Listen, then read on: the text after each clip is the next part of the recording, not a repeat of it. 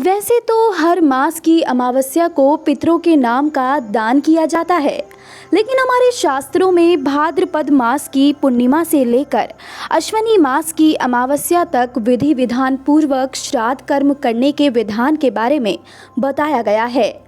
श्राद्ध के इन 15 दिनों में पितरों को प्रसन्न किया जाता है, जिससे कि हमें उनका आशीर्वाद मिल सके और हम अपने जीवन में ज़्यादा से ज़्यादा तरक्की कर सके। लेकिन कई बार जाने अनजाने में हमसे कुछ ऐसी गलतियां हो जाती हैं जिनके कारण हमारे पितृदेव हमसे क्रोधित हो जाते हैं। इसीलिए अगर आप अपने पितृदेवों को प्रसन्न कर उनसे आशीर्वाद पाना चाहते हैं तो पितृपक्ष के दौरान उनका श्राद्ध करना अति आवश्यक होता है। इसके अलावा भी हमें और भी कई तरह की सावधानियां बरतनी चाहिए ताकि पितृदेव हमसे नाराज ना हो जाए।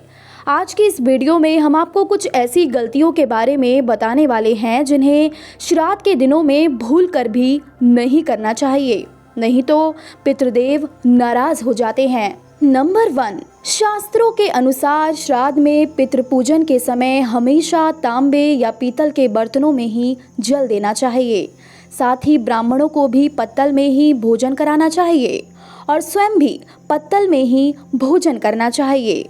हो सके तो श्राद्ध के दिनों लोहे के बर्तन का इस्तेमाल नहीं करना चाहिए, नहीं तो पितृदेव क्रोधित हो जाते हैं। नंबर 2, 15 दिनों तक चलने वाले श्राद्ध में नाखून, बाल और दाढ़ी मूछ कटवाने से बचना चाहिए। ये समय पितरों को याद करने का होता है और ऐसा करना शोक व्यक्त करने के लिए किया जाता है।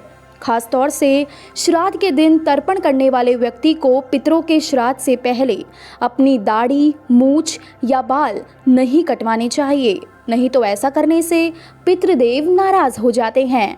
नंबर 3, शास्त्रों के अनुसार श्राद्ध के दिनों में हमारे पितृदेव किसी भी रूप में हमारे घर आते हैं, इसीलिए इस दौरान घर पर आए किसी भी व्यक्ति का अनादर नहीं करना चाहिए, नहीं तो पितृदेव नाराज हो जाते हैं।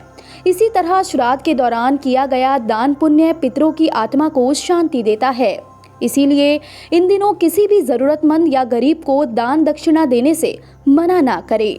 इसके अलावा घर में आए किसी भी अतिथि या निर्धन व्यक्ति को भोजन या दान दिए बिना विदा ना करें। नंबर 4, जो लोग श्राद्ध के दौरान पितरों का पूजन और पिंड दान करते हैं उन्हें खास तौर से तामसिक भोजन यानी कि मांस और मदिरा का सेवन नहीं करना चाहिए, बल्कि उन्हें सात्विक भोजन करना चाहिए।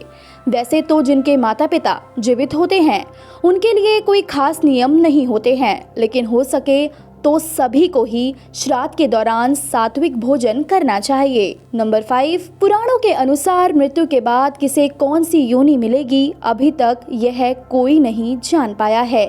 हमारे पितृदेव मनुष्य है या पशु पक्षी ये कहना भी मुश्किल है, इसीलिए श्राद्ध के दौरान सभी जीवों में पितरों का वास मानकर उन्हें बिल्कुल भी परेशान नहीं करना चाहिए और अगर संभव हो तो जानवरों या पशु पक्षियों के लिए पानी, खाने या दाने अवश्य रखें।